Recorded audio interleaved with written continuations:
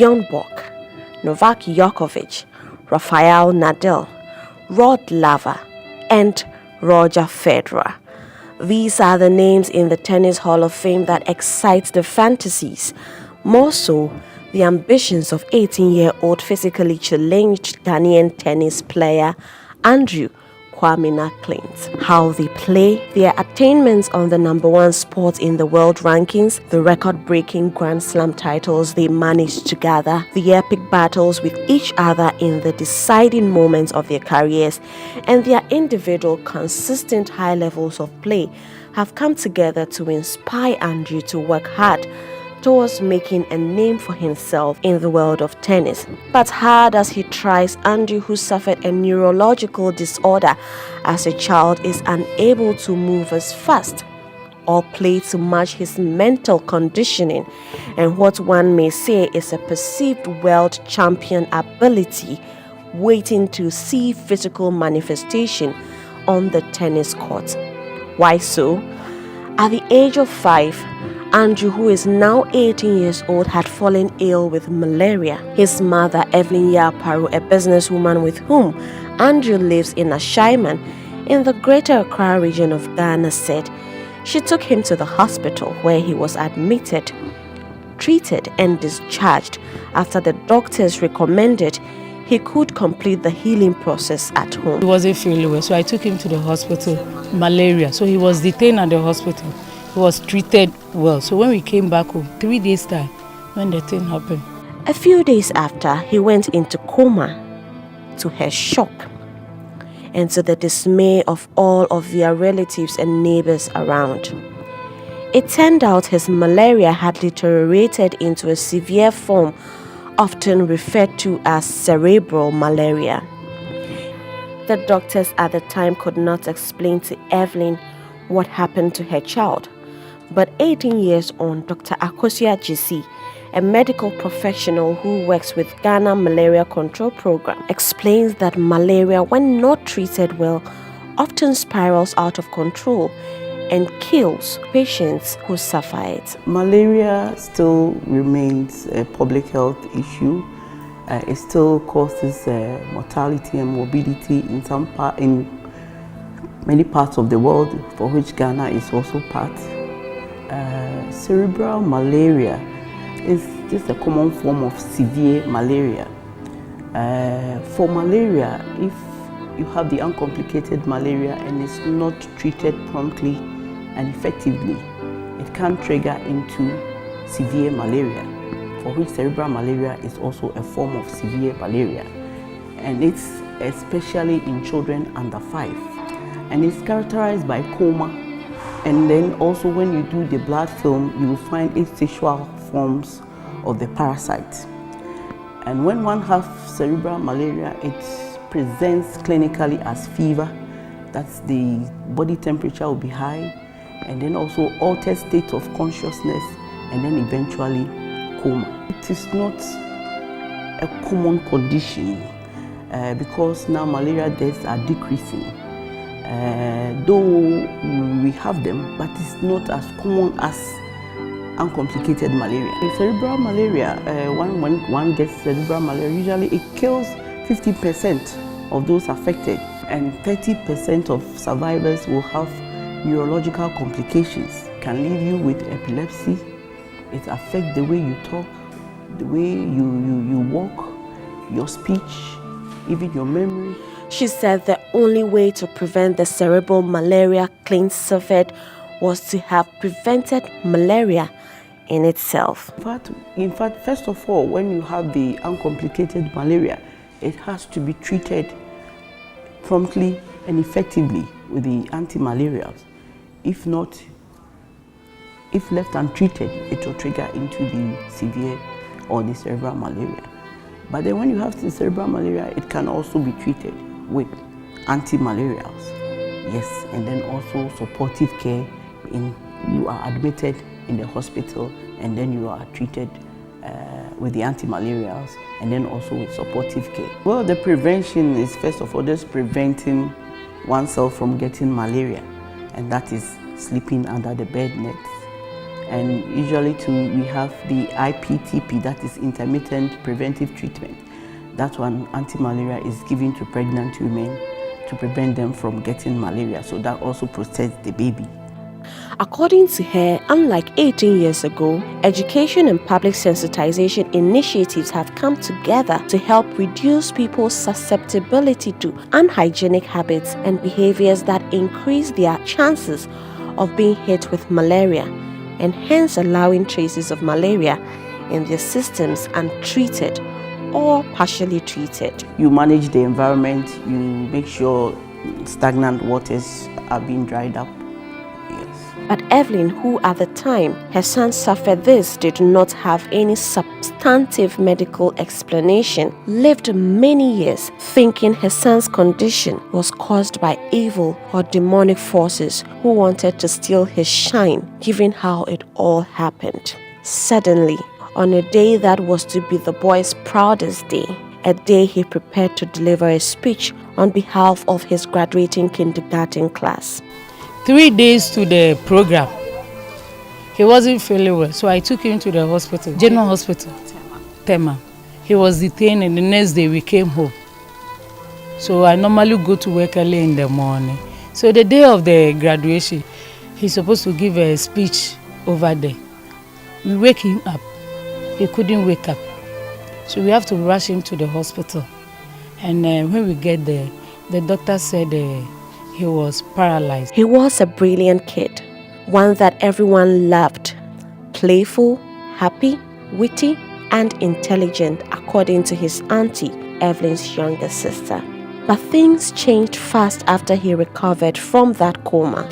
He was very active, hardworking. He made a lot of friends. So I think it was one of his schools that he was supposed to, there was, is it an opening ceremony or graduation? That he was supposed to go and talk, like give a speech. And that morning, the mother was waking him up to bath, and they realized he couldn't even speak. He was like stiff. So they rushed him to the hospital, and they realized he got paralyzed like that. So sometimes when I'm even working with him, at that age, 8 years, when I'm working with him, his friends will be tapping me like, Madam, Ubuna Ubejai or Suya Yadam Fubi. Do you understand? They thought he was emulating someone. So because they were kids, they didn't know. People were surprised because they knew him to be very active. All of a sudden he couldn't walk. And from the initial stage, he couldn't even talk properly. It affected the speech. But due to therapy, now it's okay. I do sometimes feel very bad because the perception of people. If I remember one day when I was in my shop working, an auntie of mine just came to me and told me she wanted to talk to me. When I went to his house, she told me that I'm a beautiful woman. And the way I normally take part in church programs when people are getting married. So she will advise that I take myself to our village to be with my mom there so that I can get married. So I asked her if maybe any man has come to him and the man has said because of my son he can't marry me. He said no, it's just an advice. In fact, when I came home, I was very, very sad. So I said to myself, marriage is not the certificate to heaven. So I won't take my son to the village. My son will be with me.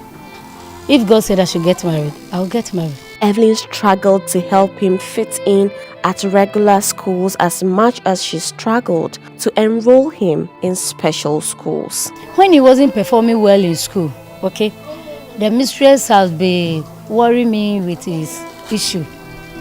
So I decided the mistress told me that I should take him to psychiatric hospital so that they will check his brain. So I went to General Hospital to go and see a psychiatric doctor.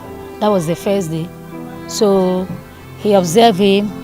He gave him some men that to be given to him. So later the doctor even was saying that his elder brother went through the same situation.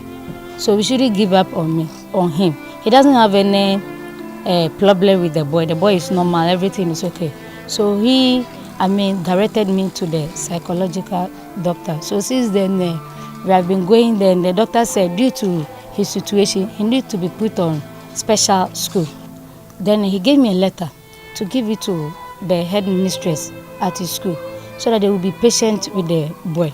So later they told me that I should take him to Jolo special school because he does sports, and Jolo special school also does sports.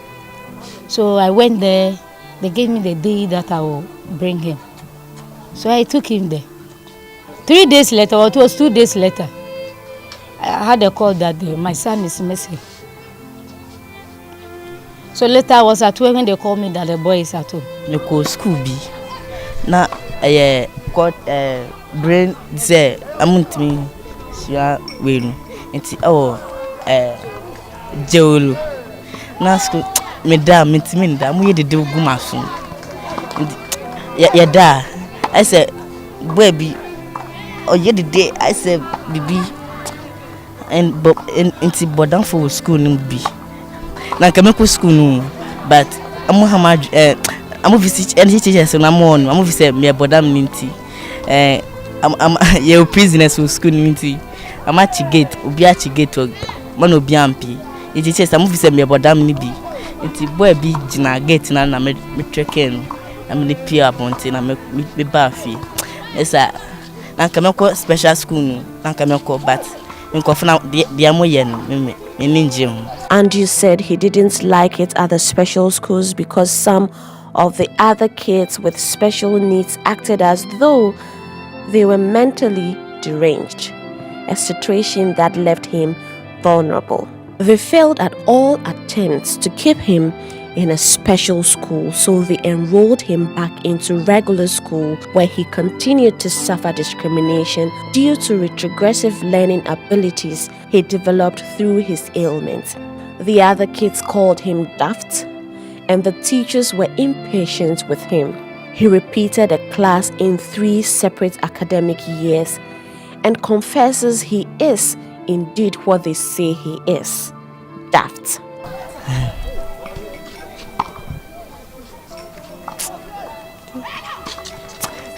She limiting.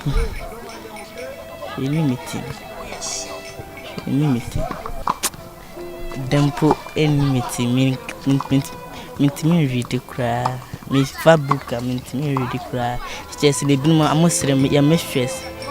A mistress no sremi pa. I said school. And you said he could not read a full sentence to save his life.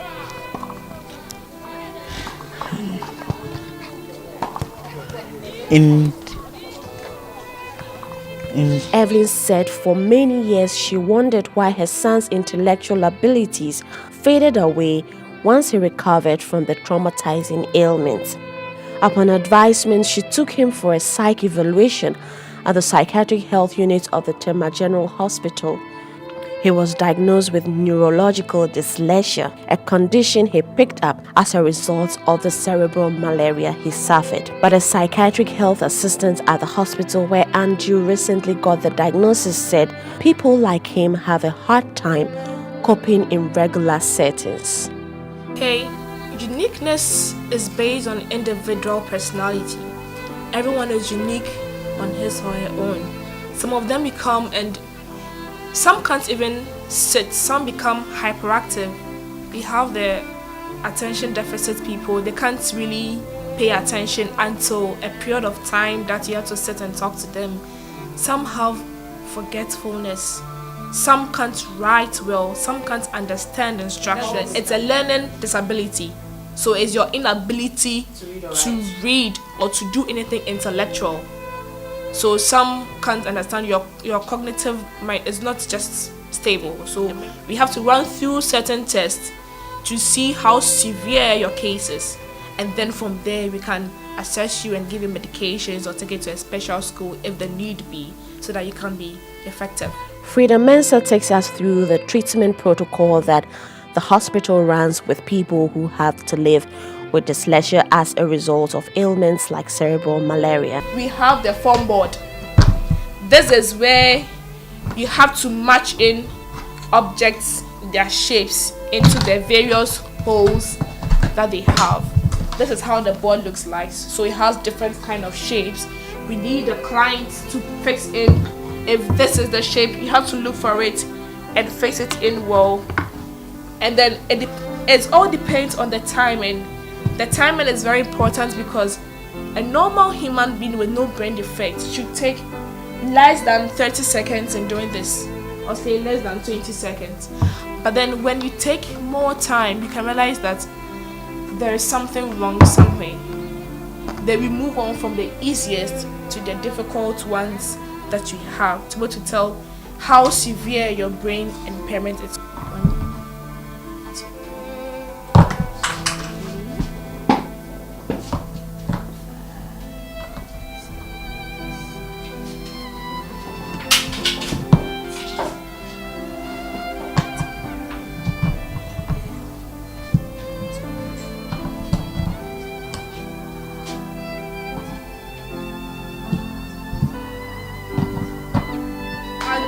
Andrew used 48 seconds in fixing the foam board. Per his condition, it means that the impairment is not that severe. It means he's improved from his initial assessment. However, Evelyn, who is struggling to support herself and her son, has been unable to pay for a full treatment course for Andrew. We started going to the physio, and the physio wasn't working because when we go there, they would just take the money, and because he was still young, he would be crying. Then they would say we should go home. Then the next day we go and pay another money. So I found out that the physio wasn't happy. So I'd rather bring him home and come and start praying or depend on God. He was not even able to talk, even to walk or to do anything. Then came Francis, a sportsman who runs a charity sports club in Ashaiman. He introduced Andrew to lawn tennis, the one thing that has now built in him a tremendous amount of confidence and hope. He started as a ball boy. So while he started as a ball boy, when he realized that he has got advantage in the tennis more than the table tennis. So I asked him if he could play the tennis. He said no. I said come. So I took him on and I gave him the challenge. So he tried a few strokes. It wasn't going well. So I gave him a softer racket and asked him, look, come, use it, play it this way. When he did, he went through. And ever since, he has turned out to be a tennis player. There is no day Andy will not come to the court. And it has helped him a lot.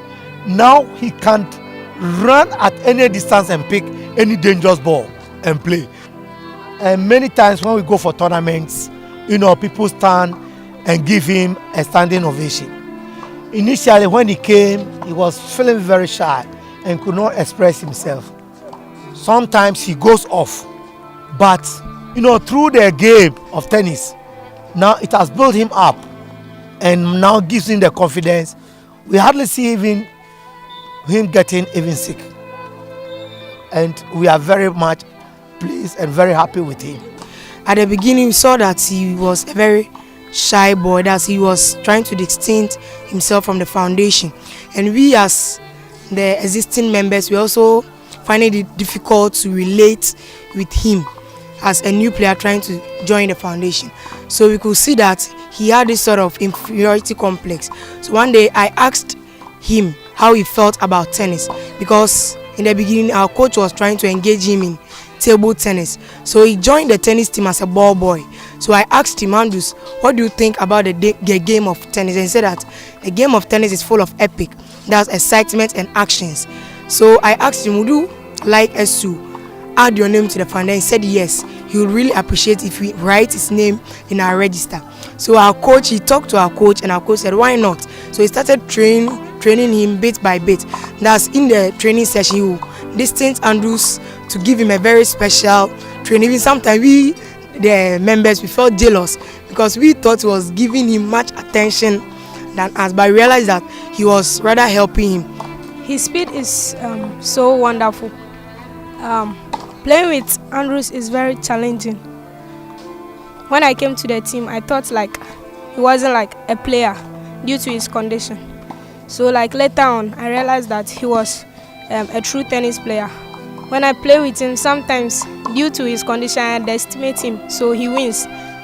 Andrew said tennis is the only thing that makes him feel like he is worth anything at all in life.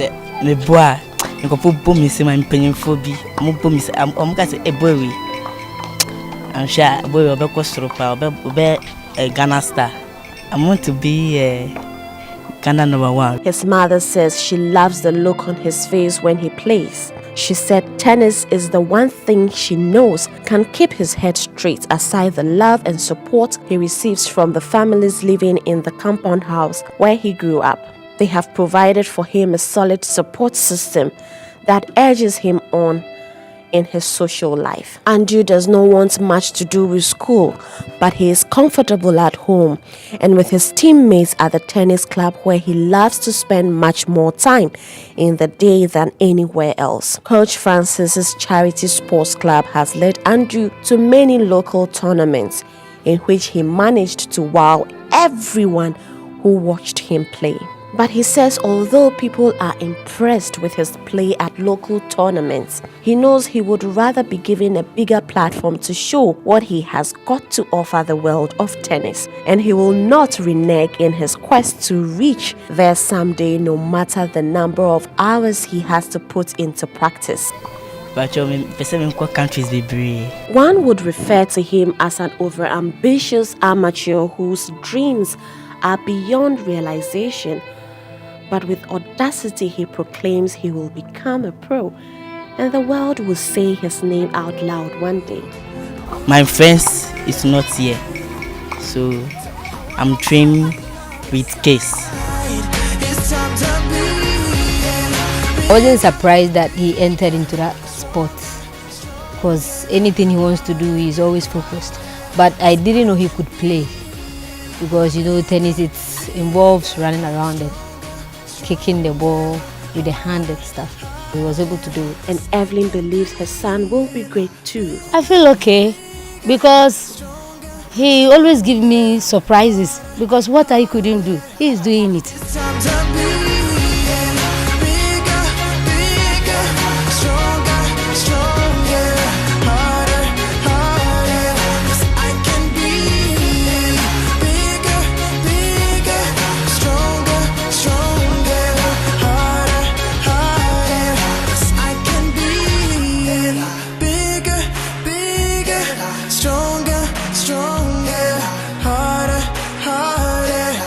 I can be